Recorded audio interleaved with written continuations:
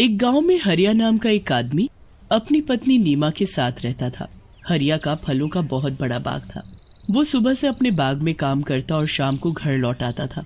वो शहर जाकर अपने बाग के फल मंडी में बेचता और अच्छा खासा कमाता था। हरिया के घर में किसी चीज की कोई कमी नहीं थी। एक दिन हरिया हमेशा की तरह सुबह सुबह बाग में जा रहा था कि तभी उसकी पत्नी नीमा उसे आवाज देती है, अजी शाम को मेरे घर के लिए भी थोड़े से आम ले आना। ठीक है, ले आऊंगा आम। हरिया बाग में पहुंचता है तो वहाँ अच्छी खासी धूप हो रही होती है। हरिया एक बड़े से आम के पेड़ के नीचे एक चारपाई बिछा लेता है और उस पर बैठ जाता है।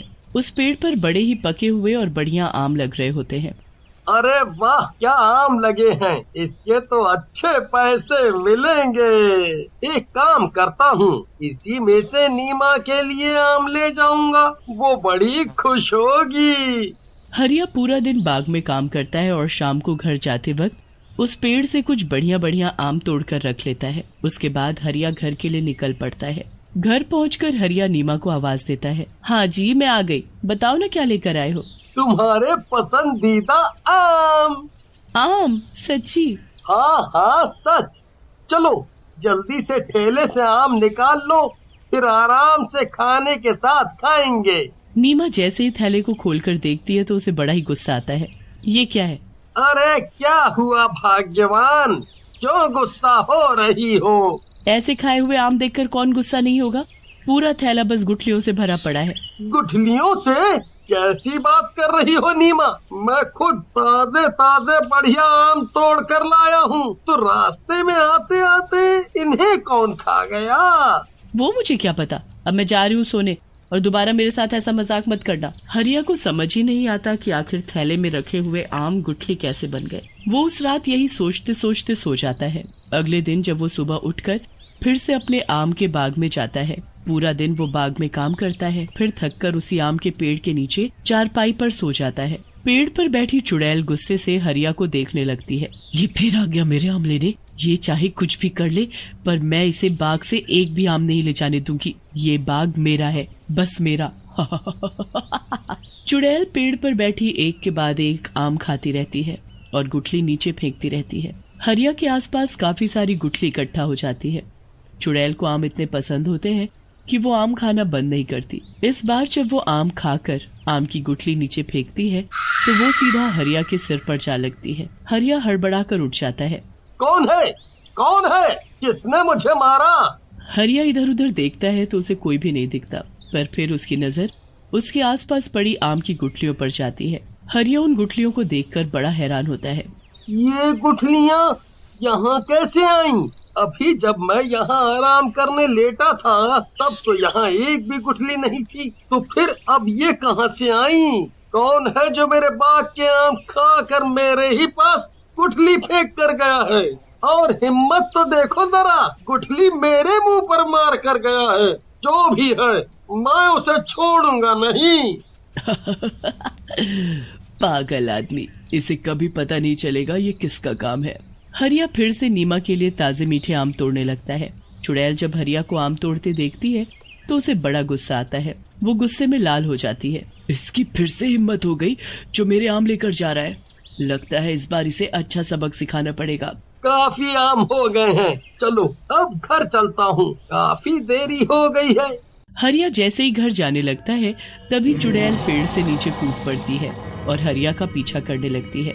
हरिया को उस दिन घर जाते जाते रात हो जाती है। जब वो घर जा रहा होता है तो आसपास बहुत शांति होती है। हरिया को अचानक अपने पीछे किसी के चलने का एहसास होता है। हरिया जल्दी से पीछे मुड़कर देखता है पर पीछे तो कोई भी नहीं होता। अजीब बात है, अभी कोई तो था जो मेरे पीछे चल रहा था, पर यहाँ तो कोई नहीं है। खैर मैं जल्दी घर पहुँचता हूँ।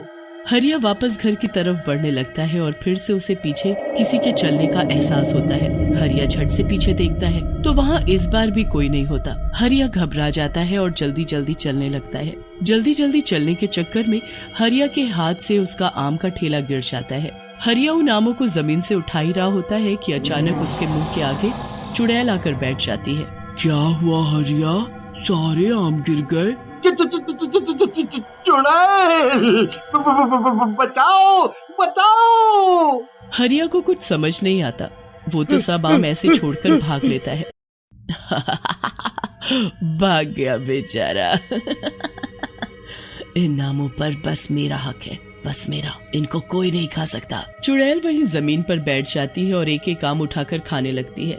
भागते भागते एक बार हरिया पीछे मुड़कर देखता है तो वो चुड़ैल आमों को ऐसे खा रही होती है जैसे कोई भूखा जानवर मांस खाता है। चुड़ैल बड़े मजे से आम खाने में लगी होती है और हरिया भागते भागते अपने घर पहुंचता है। वो बहुत ही बुरी तरह हाँफ रहा होता है।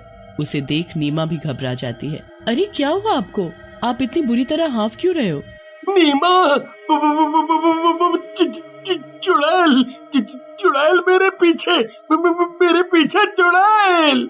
क्या बात कर रहे हो चुड़ैल? हाँ नीमा, मैं झूठ नहीं बोल रहा। मैंने उसे खुद अपनी इन आँखों से बिल्कुल करीब से देखा है। और पता है, भागते भागते जब मैंने उसे एक बार पीछे मुड़कर देखा तो वो ऐसे आम खा रही थी जैसे जन्मों से भूखी हो।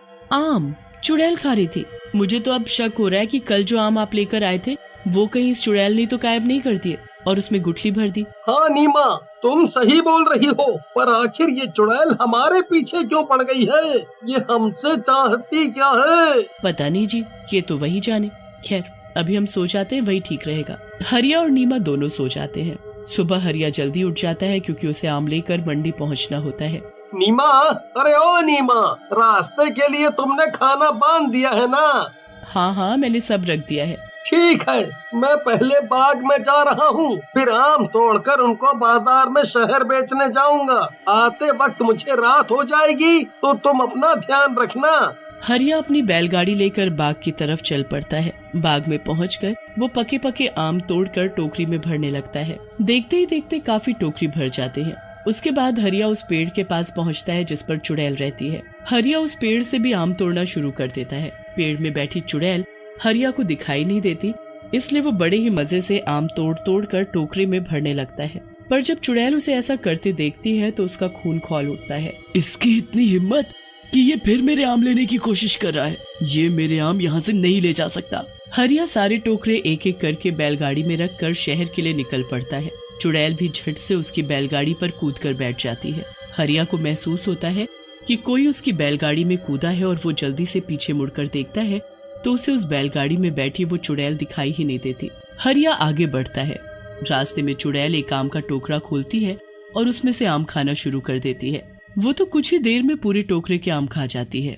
उसके बाद वो दूसरा टोकरा खोलती है और उसके भी आम खत्म कर देती है। धीरे धीरे वो चुड़ैल सारे टोकरों के आम खा जाती है और टोकरों को वापस ढक देती है। कुछ देर बाद हरिया शहर पहुंचता है और टोकरे मंडी में उतार कर आम बेचने लगता है। आम ले लो, आम ताजे रसीले मीठे आम, आओ आओ जल्दी आओ और सबसे बढ़िया आम खाओ। हरिया की आवाज सुनकर वहाँ कुछ लोग आम लेने आते हैं। अरे भाई, आम क्या भाव दिए? बस 120 रुपया किलो, बताओ कितने बांध दूं? पहले आम की शक्ल तो दिखाओ, तभी तो बताऊंगा। हाँ, अभी मैं टोकरे खोलता हूँ। हरिया जैसे ही ढके हुए टोकरे को खोलता है तो उसके होश उड़ जाते हैं। टोकरे में तो बस गुठली ही गुठली भरी होती है। दूसरी टोकरी खोलता है तो उसमें भी गुठली ही भरी होती है। हरिया सारी टोकरी खोलकर देखता है और सभी में बस गुठली भरी होती है। हरिया को समझ ही नहीं आता और वो निराश होकर घर वापस आता है और नीमा को सारी बात बताता है। ये हो ना हो उसी चुड़ैल का ही काम है, इसका कुछ करना पड़ेगा। मैं आज ही तांत्रिक के पास जाती हूँ। नीमा फिर एक तांत्रिक के पास जाकर उसको अपने साथ बाग में लेकर आती है। तांत्रिक को एहसास हो जाता है कि चुड़ैल किस पेड़ पर बैठी है। तांत्रिक अपने थैले से एक धागा निकालकर उस पेड़ को बांध देता है। ए तांत्रिक, ये तो क्या कर रहा है? ऐसा मत कर वरना मैं भी इस पेड़ से बंध जाऊंगी। यही तो मुझे करना है। तूने बड़ा दुखी किया हुआ है। आखिर तू चाहती क्या है? मुझे आम बहुत पसंद है। एक दिन जब ये आदमी आम बेचने शहर जा रहा था तब मैंने इसकी बैलगाड़ी से आम खाया था और मैं इसके साथ ही यहाँ आ गई। अब इन सब आमों पर मेरा हक है। ऐसा बिल्कुल नहीं होगा, समझी? अब मैंने तुझे इस पेड़ से बांध दिया है। आज के बाद उस पेड़ से कहीं नहीं जा पाएगी। तुझे जितने आम खाने हैं तू खा सकती है, पर बस इसी पेड़ के। चुड़ैल गुस्से में चिल्लाती रह जाती है। पर कुछ नहीं कर पाती। वो हमेशा के लिए उसी पेड़ पर बंध जाती है और उसी के आम का स्वाद ले पाती है।